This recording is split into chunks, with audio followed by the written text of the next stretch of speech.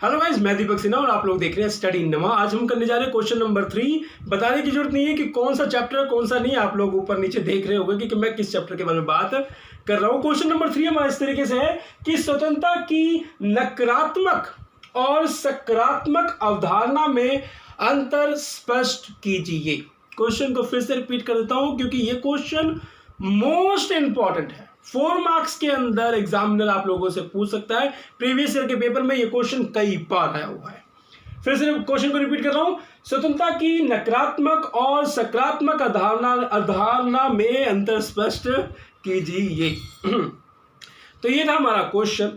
अब पॉइंट्स के साथ ही मैं आप लोगों को समझाता हुआ चला जाऊंगा। एक तरफ बॉक्स बनाइए नकारात्मक का और दूसरी तरफ सकारात्मक का। तो नकारात्मक का पहला पॉइंट, नकारात्मक स्वतंत्रता का अर्थ प्रतिबंध का अभाव है। नकारात्मक स्वतंत्रता का अर्थ प्रतिबंध का अभाव है। अब अभाव का मतलब कमी। अभाव का मतलब कमी। क्वेश्चन नंबर 1 में हमने पढ़ा था कि स्वतंत्रता का अर्थ होता है पूर्ण स्वतंत्रता, यानी कि किसी प्रकार का किसी पर कोई प्रतिबंध ना हो, उसे हम कहते हैं स्वतंत्रता। लेकिन उसके आंसर में हमने नीचे कुछ 4 लाइनें ये लिखी थी कि नहीं, ये स्वतंत्रता नहीं है। स्वतंत्रता वो है जिस व्यक्ति पर उचित प्रतिबंध हो, यानी कि वो व्यक्ति कोई भी कार्य करने से पहले अपने जहन में ये देखे कि ये कार्य सही है या गलत है। क्योंकि उसके ऊपर प्रतिबंध होंगे ना उचित, तो वो कोई भी गलत कार्य नहीं करेगा। और उसके ऊपर अगर प्रतिबंध ही ना हो तो वो कार्य करने से पहले बिल्कुल नहीं सोचेगा, कर देगा। यानी कि बात समझ गए होंगे कि उचित प्रतिबंध होना ही स्वतंत्रता है। तो पहला पॉइंट नकारात्मक वाला ये कह रहा है कि नकारात्मक स्वतंत्रता का अर्थ प्रतिबंधों का अभाव है, यानी कि प्रतिबंधों की कमी है। प्रतिबंधों की कमी है, इसलिए नकारात्मक स्वतंत्रता कहा जा रहा है। Point number 1। सकारात्मक में आ जाओ।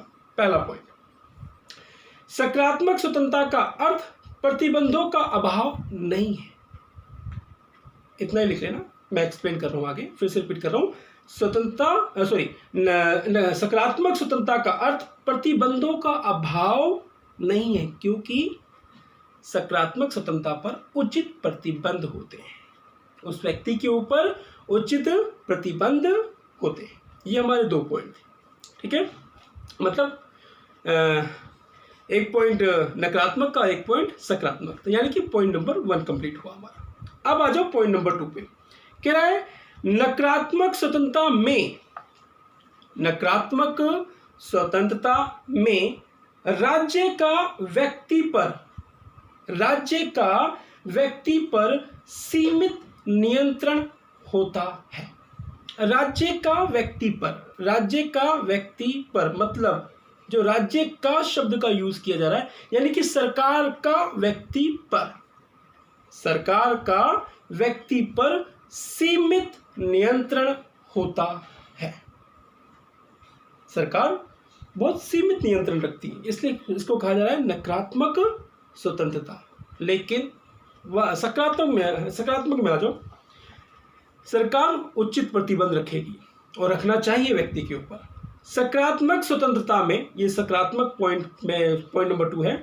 सकारात्मक स्वतंत्रता में राज्य व्यक्ति के सामाजिक, आर्थिक व राजनीतिक विकास के लिए हस्तक्षेप कर सकता है। देखा, हस्तक्षेप कर सकता है राज्य, यानी कि सरकार सामाजिक, आर्थिक, राजनीतिक कार्यों में व्यक्ति के ऊपर हस्तक्षेप कर सकता है। और यह हस्तक्षेप इसलिए होता है, उसके भविष्य के लिए होता है, उसके विकास के लिए होता है। क्योंकि एक जिम्मेदार व्यक्ति किसी प्रकार का अनुचित कार्य नहीं करेगा। तो यह है सकारात्मक स्वतंत्रता। तो पॉइंट 2 कंप्लीट। पॉइंट 3 जहां समझना टफ है समझने में। पॉइंट नंबर 3, नकारात्मक स्वतंत्रता के अनुसार वह सरकार सर्वोत्तम होती है जो कम से कम शासन करती है, जो कम से कम शासन करती है। हम इस तरीके से भी बोल सकते हैं कि नकारात्मक स्वतंत्रता के अनुसार वह सरकार सर्वोत्तम होती है जो कम से कम नियम और कानून बनाती है। एक बच्चा है और बच्चे के ऊपर माँ बाप ने स्ट्रिक्टनेस, यानी यहाँ नहीं जाना, इसके साथ नहीं जाना, ये नहीं करना, वो नहीं करना। वो बच्चा मतलब क्या सोचता है? सही नहीं है मेरे बाप, बिल्कुल सही नहीं है।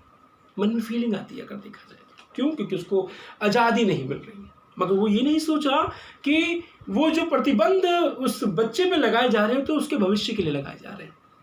तो यहाँ पे तीसरा पॉइंट ये कह रहा है कि अगर ऑटोमेटिकली माँ बाप फ्रीडम छोड़ेंगे उसको, तो बिंदास वो करेगा, तो उसके लिए वो माँ बाप बिल्कुल अच्छे होंगे। तो यही नकारात्मक में बोला जा रहा है कि कम शासन करेंगे, कम नियम कानून करेंगे तो वो नकारात्मक स्वतंत्रता है।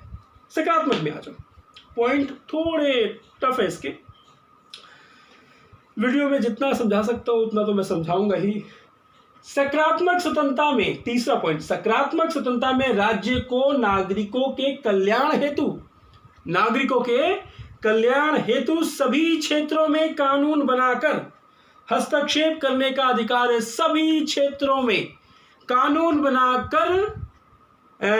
बनाकर हस्तक्षेप करने का अधिकार है सरकार को व्यक्ति के ऊपर, क्योंकि सरकार नहीं चाहती कि हमारे देश का नागरिक भ्रष्ट हो, करप्ट हो, वो किसी गलत आदत में जाए या उस व्यक्ति से किसी दूसरे व्यक्ति को हानि पहुंचे, ऐसा सरकार बिल्कुल नहीं चाहेगी। तो ये था point number 3। Point number 4 last खत्म हो जाएगा। कह रहा है नकारात्मक स्वतंत्रता के अनुसार कानून व्यक्ति की स्वतंत्रता को सीमित करता है। यानी कि यहां पे ये बोला जा रहा है कि कानून व्यक्ति के ऊपर होने ही नहीं चाहिए। हलवा है क्या? अरे वो बिगड़ जाएगा, वो व्यक्ति अनावश्यक कार्य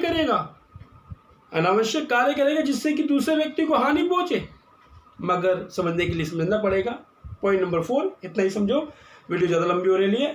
तो नकारात्मक स्वतंत्रता के अनुसार कानून व्यक्ति की स्वतंत्रता को सीमित करता है। सकारात्मक में आ जाइए, सकारात्मक स्वतंत्रता के अनुसार कानून व्यक्ति की स्वतंत्रता में वृद्धि करता है। कानून व्यक्ति की स्वतंत्रता में क्या करता है? वृद्धि करता है। बस ज़्यादा समझाने की जरूरत नहीं है, बात समझ गए होंगे आप लोग। ये थे 4 point, question complete. Most important question. अगर बच्चों मेरे समझाने का तरीका आप लोगों को अच्छा लग रहा है तो प्लीज़ अपने यार दोस्तों में शेयर करो यार, ठीक है। तो मिलते हैं नेक्स्ट वीडियो में। तो अपना और अपने परिवार का ध्यान रखें। जय हिंद, जय भारत।